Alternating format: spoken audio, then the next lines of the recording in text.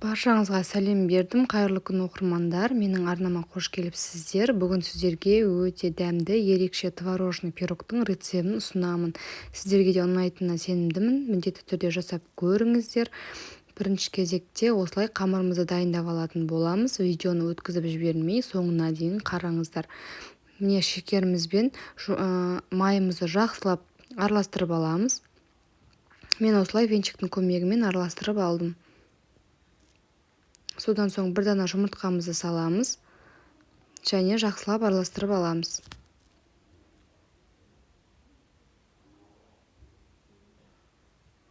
Міне осылай жақсылап араластырып болғаннан соң ұнымызға разрыхителімізді салып араластырып аламыз.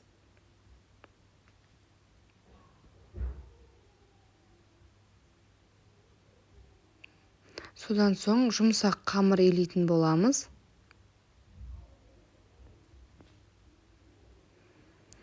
Қазақша арнаның дамуына сізде өз үлесіңізді қосып, менің арнама тіркеліп, лайк басып, комментарий қалдыруды ұмытпаңыздар. Міне артық ұн қосудың қажеті жоқ. Осылай жақсылап илеп аламыз. Бірігу керек қамыр. Міне өте жұмсақ қамыр дайын болды.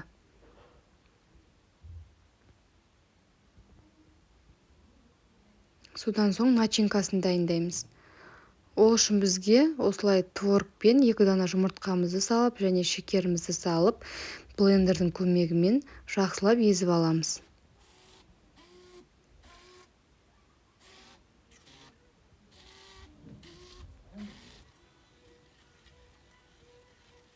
Міне осылай жақсылап араластырып аламыз.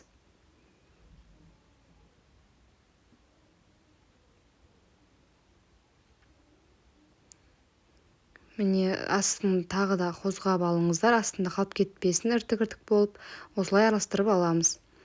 Содан соң осылай 26 диаметрдегі формамызға қамырымызды жайғастырып аламыз. Бұндай форманы барлық кондитерлік дүкендерден немесе посуда сататын магазиндерден сұрасаңыздар болады. Міне осылай қамырымызды жайғастырып аламыз.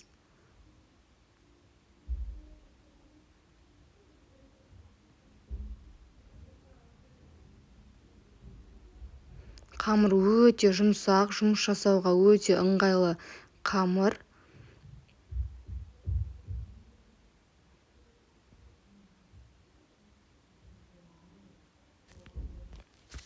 Табамызды майласақ та болады, майламасақ та болады. Міне содан соң начинкасын саламыз.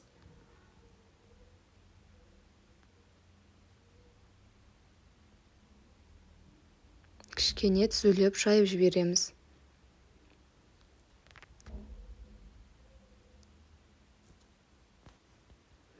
Содан соң менде осындай смородинаның вареньесі болды, осыны салдым. Немесе қатырылған малина, смородина салсаңыздар да болады.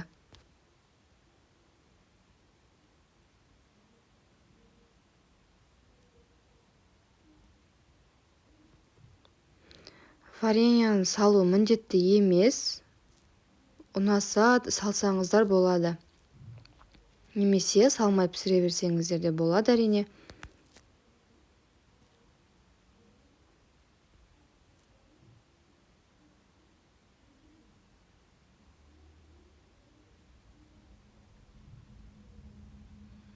Міне осымен печкаға жібереміз. Печкамызды алдын ала қыздырып аламыз.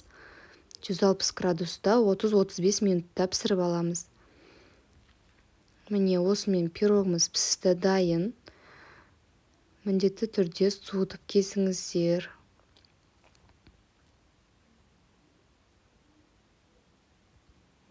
Міне пирогымыз осылай болып шықты. Қонақтарға да ұялмай ұсынуға болады.